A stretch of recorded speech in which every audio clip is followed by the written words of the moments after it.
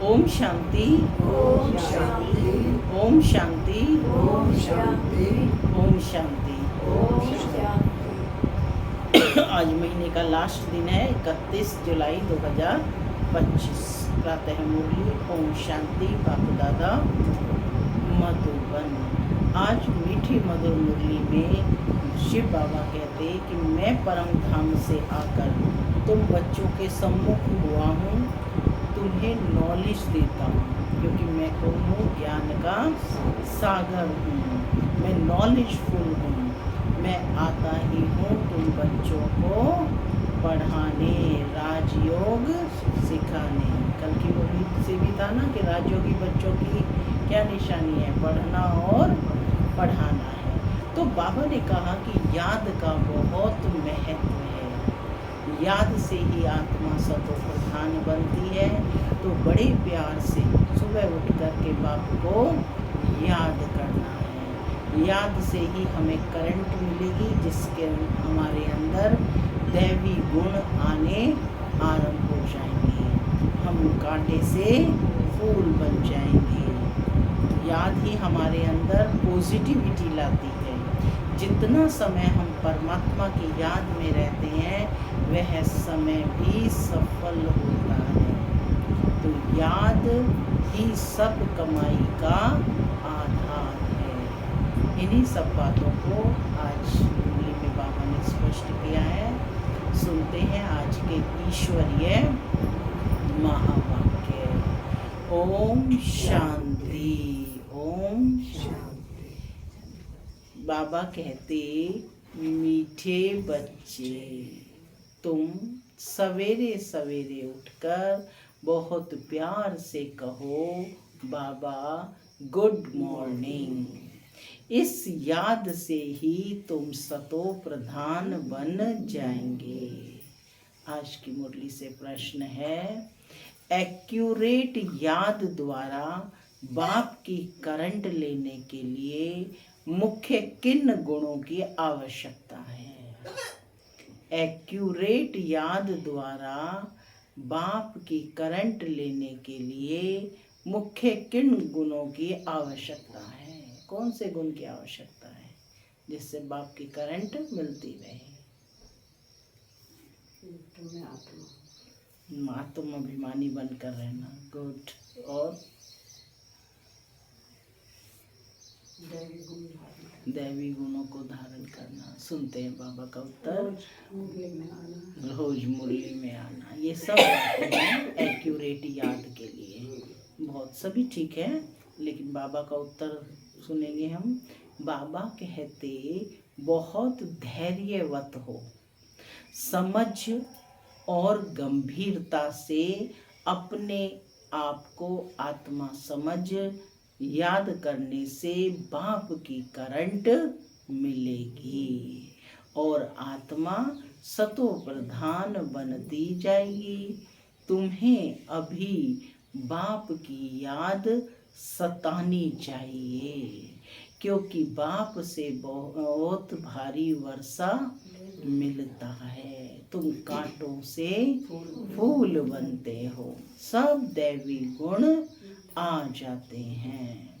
ओम शांति माना मैं शांत स्वरूप आत्मा हूँ, शांति मेरा स्वधर्म है। बाबा कहते, मीठे बच्चे अब घर वापस जाना है। ओम शांति। बाप कहते हैं, मीठे बच्चे, तत्त्वम अर्थात तुम आत्माएं भी शांत स्वरूप हो। तुम सर्व आत्माओं का स्वधर्म है शांति। क्या स्वधर्म है? शांति। शांति धाम से फिर यहाँ आकर आत्मा टॉकी बनते हो। यह कर्मेंद्रियां तुमको मिलती हैं पार्ट बजाने के लिए। आत्मा छोटी बड़ी नहीं होती है, शरीर छोटा बड़ा होता है। बाप कहते हैं, मैं तो शरीरधारी नहीं हूँ, मुझे बच्चों से सम्मुख मिलने आना होता है। समझो जैसे बाप हैं, उनसे बच्चे पैदा होते हैं, तो वह बच्चा ऐसे नहीं कहेगा कि मैं परम धाम से आकर जन्म ले माता पिता से मिलने आया हूँ। भल कोई नई आत्मा आती है किसके भी शरीर में, वह कोई पुरानी आत्मा किसके शरीर में प्रवेश करती है। तो ऐसे नहीं कहेंगे कि माता पिता से मिलने आया हूँ। उनको ऑटोमेटिकली माता पिता मिल जाते हैं। यहाँ ये है नई बात।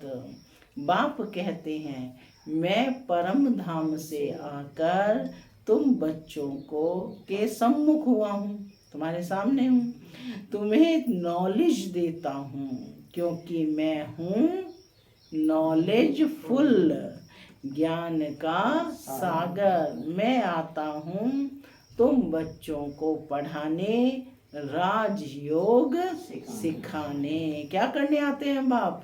बच्चों को पढ़ाने और राजयोग सिखाने। राजयोग की पढ़ाई सिखाते हैं ना बाबा। तुम बच्चे अभी संगम पर हो। कहाँ बैठे हो?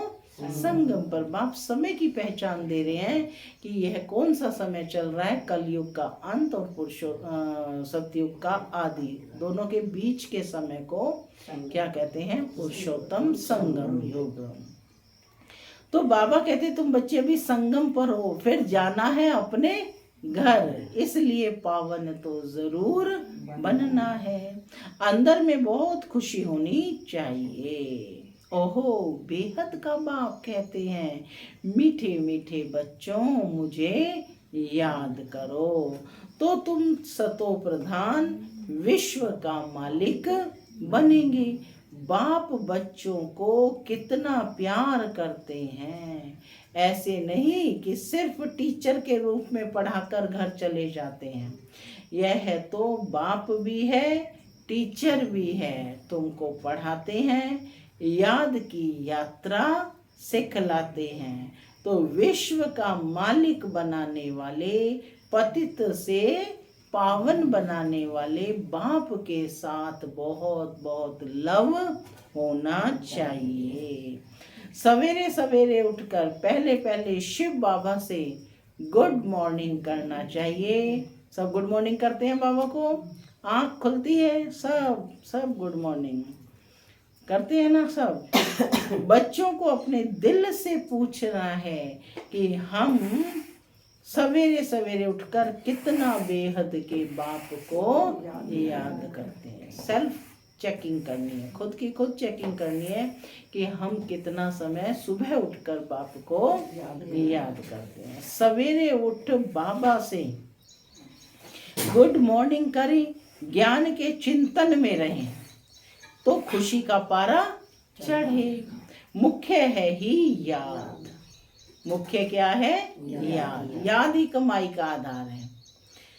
इससे भविष्य के लिए बहुत भारी कमाई होती है। कल्प कल्पांतर यह कमाई काम आएगी।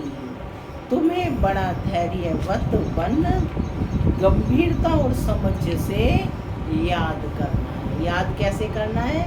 धैर्यवत। कहीं कहते हैं ना कि हमारा तो योग ही नहीं लगता, योग ही नहीं लगता। योग लगाना पड़ेगा ना, कोई भी काम है सीखना पड़ेगा ना। तो बाबा कहते हैं कि कैसे याद करना है? बड़े धैर्यवत बन, गंभीरता और समझ से याद करना है। समझ से माना खुद को आत्मा समझकर बाप को याद, माने पहले खुद सोल कॉन्शियस बनना पड़ेगा। मोटे हिसाब में तो बल कह देते हैं कि हम बाबा को बहुत याद करते हैं, परंतु एक्यूरेट याद करने में मेहनत है। स्पष्ट कर रहे हैं बाबा, जो है जैसा है उस यथार्थ रूप में याद करने में मेहनत है। तो जो बाप को जास्ती याद करते हैं उनको करंट जास्ती मिलती है, क्योंकि याद से याद मिलती है। योग और ज्ञान दो चीज़ें हैं। योग की बहुत भारी सब्जेक्ट है। योग से ही आत्मा सतो प्रधान बनती है। याद बिना सतो प्रधान होना असंभव है। अच्छी रीति प्यार से बाप को याद करेंगे तो ऑटोमेटिकली करंट मिलेगी, हेल्दी बन जाएंगे। और क्या होगा? याद से हेल्दी बन जाएंगे। करंट से आयु भी बढ़ती है। बच्चे याद करते हैं तो बाबा भी सर्च लाइट देते हैं, और विशेष ध्यान देते हैं। मीठे बच्चों को ये पक्का याद रखना है, शिव बाबा हमको पढ़ाते हैं। शिव बाबा पतित पावन भी है, सदगति दाता भी है। सदगति माना स्वर्ग की राजाई देते हैं। बाबा कितना मीठा है, कितना प्यार से बच्चों को बैठ पढ़ाते हैं।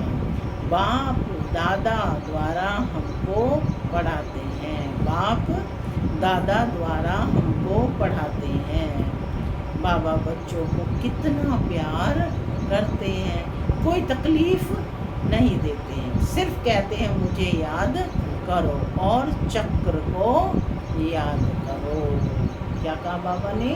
मुझे याद करो, चक्र को याद करो। सब चक्र को याद करते हैं, चक्र घुमाते हैं दिन में 7-8 बार, 8 बार अवश्य घुमाना। बाप की याद में दिल एकदम ठहर जानी चाहिए, एक बाप की ही याद सतानी चाहिए, क्योंकि बाप से वर्षा कितना भारी मिलता है।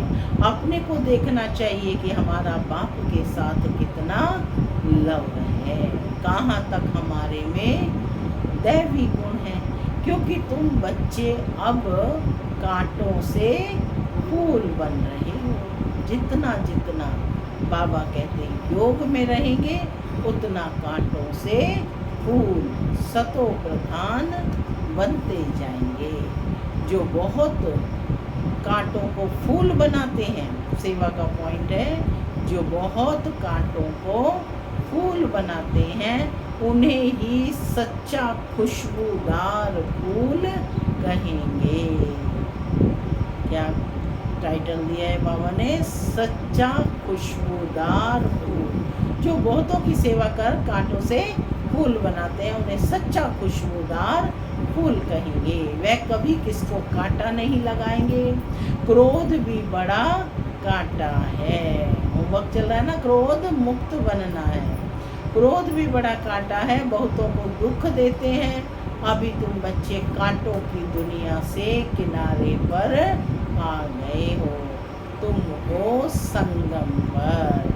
जैसे माली फूलों को अलग पाट यानी बर्तन में निकाल रखते हैं, वैसे ही तुम फूलों को भी अब संगम युगी पाट में अलग रखा हुआ है। क्या कहा बाबा ने?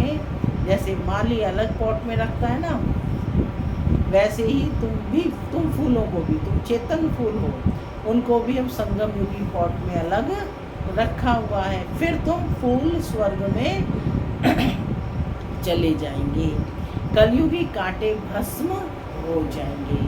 बाप कहते हैं मीठे बच्चे, जितना तुम बहुतों का कल्याण करेंगे उतना तुमको ही उजूरा मिलेगा, उतना तुमको फायदा मिलेगा। तो क्या करना है? सेवा का पॉइंट है, जितना तुम बहुतों का कल्याण करेंगे उतना तुमको उजूरा मिलेगा, है ना। बहुतों को रास्ता बताएंगे तो बहुतों की आशीर्वाद मिलेगी। ज्ञान रत्नों से झोली भरकर फिर दान करना है। क्या कहा निर्मला बहन बाबा ने? कौन सी झोली भरनी है? बुद्धि रूपी झोली भरकर फिर दान करना है।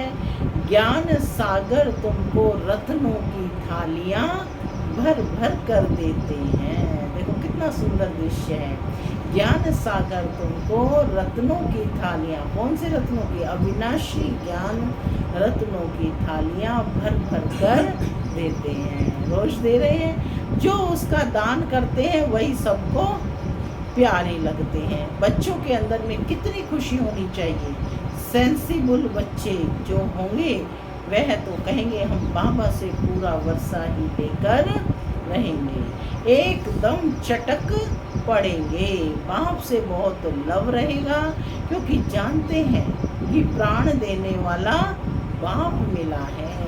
नॉलेज का वरदान ऐसा देते हैं जिससे हम क्या से क्या बन जाते हैं। इंसॉल्वेंट से सॉल्वेंट बन जाते हैं।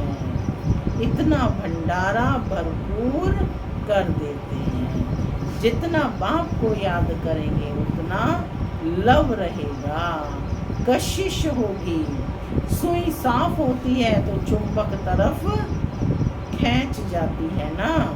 बाप की याद से कट निकलती जाएगी। एक बाप के सिवाय और कोई याद ना आए।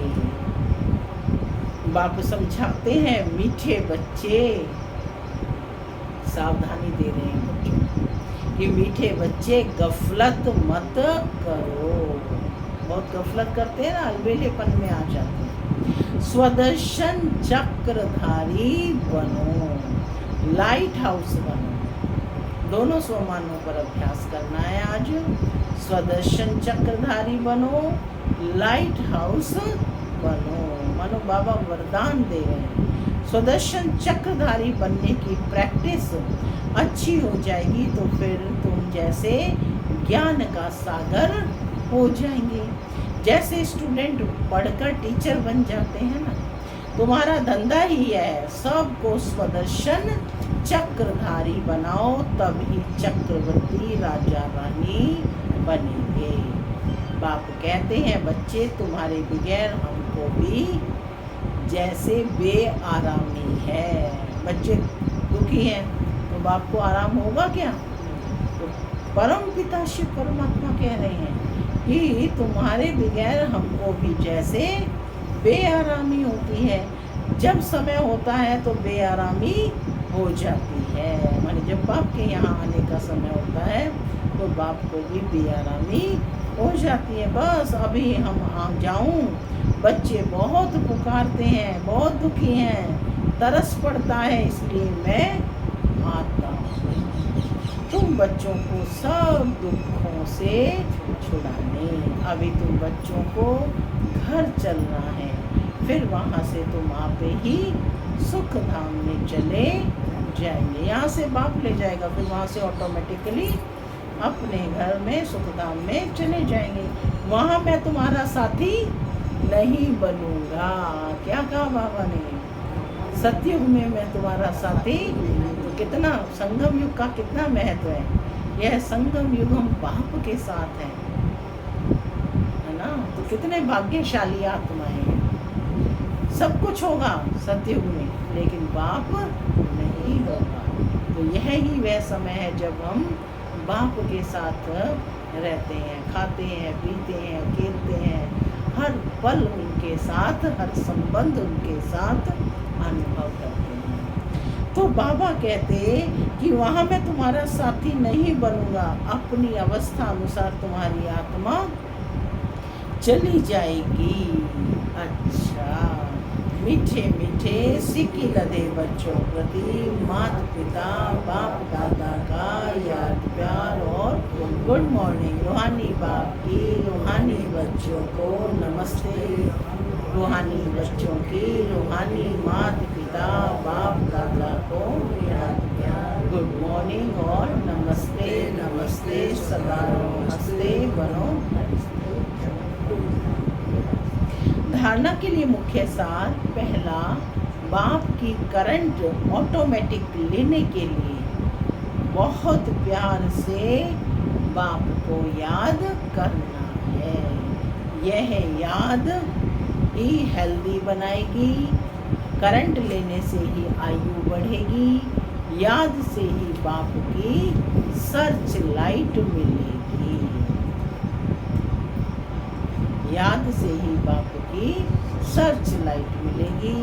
दूसरा, गफलत छोड़ स्वदर्शन चक्रधारी लाइट हाउस बनना है। इससे ही ज्ञान सागर बन चक्रवर्ती राजा रानी बन जाएंगे। आज का वरदान है सबको खुशखबरी सुनाने वाले, खुशी के खजाने से भरपूर भंडार भव। सबको खुशखबरी सुनाने वाले, खुशी के खजाने से भरपूर भंडार भव। सदा अपने इस स्वरूप को सामने रखो कि हम खुशी के खजाने से भरपूर भंडार हैं। जो भी अनगिनत और अविनाशी खजाने मिले हैं, उन खजानों को स्मृति में लाओ। खजानों को स्मृति में लाने से खुशी होगी, और जहाँ खुशी है वहाँ सदा काल के लिए दुख दूर है। सदा काल के लिए दुख दूर हो जाते हैं। खजानों की स्मृति से आत्मा समर्थ बन जाती है, व्यर्थ समाप्त हो जाता है। भरपूर आत्मा कभी हलचल में नहीं आती, वह स्वयं भी खुशी में रहती है और दूसरों को भी खुशखबरी सुनाती है।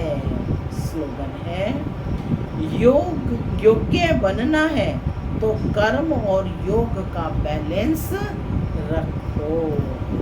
अव्यक्त इशारे संकल्पों की शक्ति जमा कर श्रेष्ठ सेवा के निमित्त बनो। सेवा में मुख द्वारा संदेश देने में समय भी लगाते हो, संपत्ति भी लगाते हो, हलचल में भी आते हो, थकते भी हो, लेकिन श्रेष्ठ संकल्प की सेवा में यह सब बच जाएगा। तो इस संकल्प शक्ति को बढ़ाओ, दृढ़ता संपन्न संकल्प करो तो प्रत्यक्षता भी जल्दी होगी। ड्रामा के कुछ गुह्य रहस्य संदेश पुत्रियों द्वारा। पहला है, इस विराट फिल्म ड्रामा में हर एक मनुष्य आत्मा में अपनी अपनी पोजीशन अनुसार जीवन का ज्ञान अथवा एक्ट पहले से ही मर्ज रूप में रहती है। जीवात्मा में सारे जीवन की पहचान मर्ज होने के कारण इस समय पर इमर्ज होती है। हर एक में अपनी अपनी संपूर्णता की अवस्था अनुसार जानकारी अथवा एक्ट जो मर्ज है वही समय पर इमर्ज होती है, जिससे तुम हर एक जानी जाननहार बन जाते हो। दूसरा, इस विराट फिल्म की सेकंड की एक्ट नहीं होने के कारण तुमको ऐसा समझ में आएगा कि जैसे अभी अभी मैं यहाँ आई हूँ। हर सेकंड की एक्ट अलग होती है, करके कल्प आगे वाली घड़ी रिपीट होती है, परंतु जिस समय प्रैक्टिकल लाइफ में चलते हो उस समय नई महसूस होती है। इसी समझ से आगे बढ़ते चलो। ऐसे कोई कह नहीं सकता कि मैंने तो ज्ञान प्राप्त कर लिया, अब मैं जाती हूँ। नहीं, जब तक विनाश हो तब तक सारी एक्ट और सारा ज्ञान नया है। तीसरा, इस विराट ड्रामा की जो भावी बनी हुई है वह निश्चय से ही बनी हुई है। भावी को कोई टालता है या बनाता है, वो सब अपने ऊपर है। खुद का शत्रु और खुद का मित्र मैं ही हूँ। आत्मा खुद का शत्रु भी है तो खुद का मित्र भी है। अभी तुम्हें बहुत रमणीक स्वीट बनना और बनाना है। चौथा पॉइंट है, इस विराट फिल्म में यह सहन करना भी तुम्हारे लिए कल्प पहले वाला एक मीठा सपना है, क्योंकि तुम्हें फिर भी कुछ होता नहीं। जिन्होंने भी तुम्हें तंग किया है वो भी कहेंगे कि मैंने इनको इतना तंग किया, दुखी किया, परंतु यह तो फिर भी डिवाइन यूनिटी, सुप्रीम यूनिटी, विजयी पांडव बनकर रहते हैं। कितने कौन कौन से टाइटल दिए? डिवाइन यूनिटी, सुप्रीम यूनिटी, विजयी पांडव बनकर रहते हैं। इस बनी हुई भावी को कोई टाल नहीं सकता। पांचवा है, इस विराट फिल्म में देखो कैसा वंडर है। जो तुम प्रत्यक्ष पांडव भी आए पधारे हो, और तुम्हारे पुराने चित्र और निशानियां भी अब तक कायम हैं। जैसे पुराने कागज, पुराने शास्त्र, गीता पुस्तक आदि संभाल कर रखते हैं, फिर उसका बहुत मान होता है, ऐसे पुरानी चीज़ें कायम होते हुए अब नई वस्तु इन्वेंशन होती है। पुरानी गीता प्रैक्टिकल में होते नई गीता इन्वेंट हुई है। पुराने की अंत तब होती है जब नई की स्थापना हो।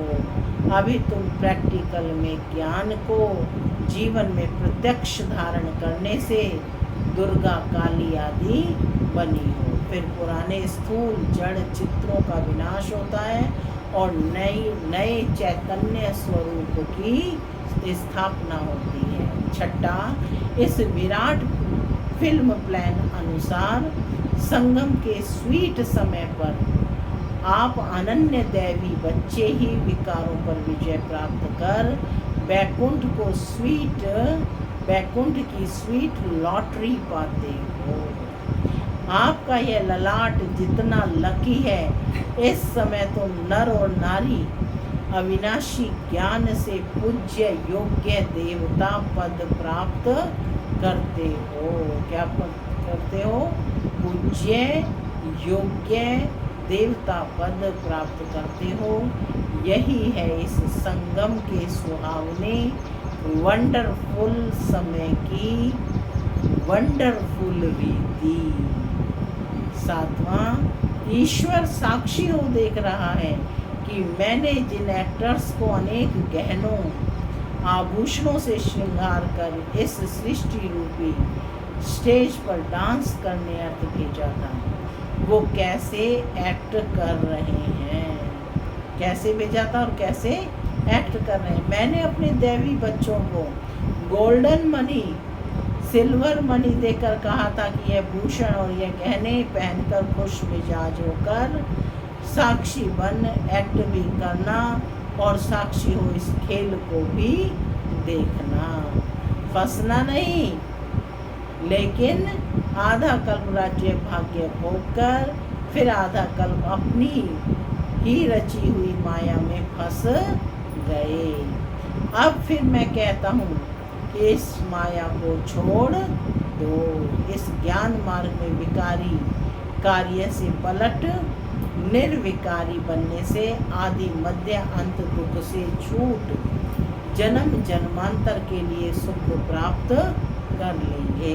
8वां पॉइंट है, अपने से कोई भी ऊंच अवस्था वाले द्वारा यदि कोई सावधानी मिलती है तो उनको राजयुक्त उठाने में ही कल्याण है।